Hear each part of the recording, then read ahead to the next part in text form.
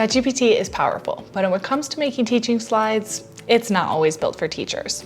In this video, I'm going to walk you guys through what it's like to make slides with ChatGPT and then show you how Edcafe does it better, because it was built specifically for educators. First, to create that presentation, you have to type in a prompt. Make me a presentation on the states of matter in 10 to 15 slides. Then ChatGPT will pretty quickly come up with all of that text. That is the good part. It's fast, creative, and very flexible. However, you don't see the presentation in its final form. However, you can continue chatting with ChatGPT to make sure that your presentation is exactly what you're looking for. So maybe we can add some real-life examples to each slide.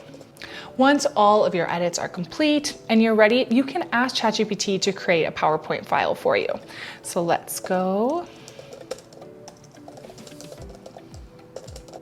Once it's ready, we can click to download and take a look at it. So we can see that it created the PowerPoint file. However, it is pretty basic.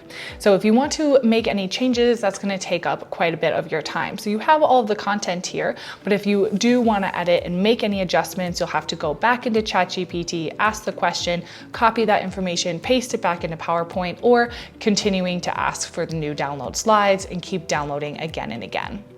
Overall, the content here is fantastic. However, it's not the most classroom ready, so it's not the most efficient tool to use for teachers who are looking for ready-made slides. However, this is where Edcafe AI shines. To create and get started in Edcafe, sign up for free at edcafe.ai.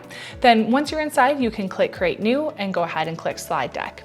And instead of starting with a full prompt that might require some different engineering, as you would have to start from scratch with your own words, you can simply just put in a topic. You can paste in a text from any source.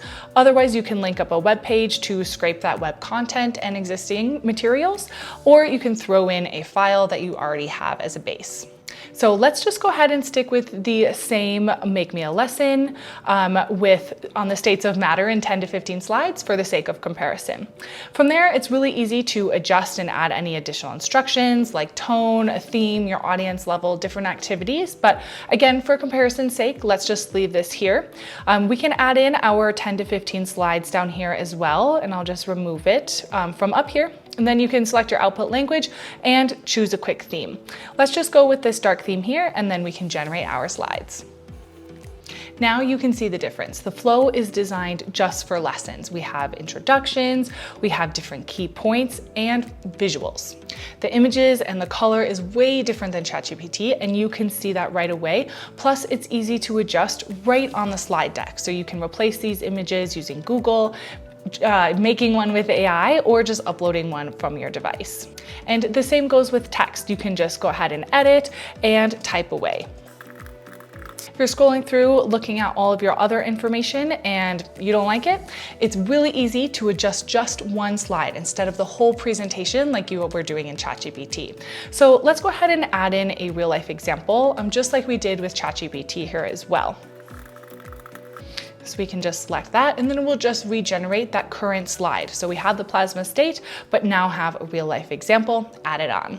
If you need even more information, you can always add in a slide here. It's really easy to add in-class activities or a quiz if you want to check for your students' understanding as well. So let's quickly add in one of those slides. And we have that quick check for understanding. That way we can ask our students a couple questions and maybe remove this image that is there as well. When you're done with all of your edits, go ahead and save it in your Edcafe library. That way you can refer back to it at any time. Once it's saved, it's really easy to distribute this to your students before class starts or after for your student study material, which they can access and you can share it with them anytime with that assigned key. So you can copy this link and go ahead and share it with them, and this is what that would look like. So they can scroll through and review again for study material or for a review before class. But otherwise, you can also download it as a PowerPoint or a Google Slides. So we can open this up in PowerPoint and take a look. So right away you can see that we have the color and the content, which makes it really nice and easy to add those additions, or that you don't have to spend so much time changing it up. However, you can still go ahead and edit, adding transitions, animations, or different interactive questions with ClassPoint. Now, it's not perfect. You may want to tweak some of your slides to match the rest of your style, but compared to ChatGPT, it's built for teachers so that you have a more ready-made material just for you to begin to start using. So there's no major formatting issues or having to spend so much time designing the rest of your slide deck. You have that finished product right away. Now, ChatGPT is a great general tool, good for brainstorming, but not best built for designing ready-to-use slide decks, where Edcafe is teacher first. It creates a structured, exportable slide decks for you that save time and fit straight into your lesson plan. If you want to try it out, check out the link below and don't forget to subscribe for more teacher-friendly AI tips right here on the ClassPoint channel.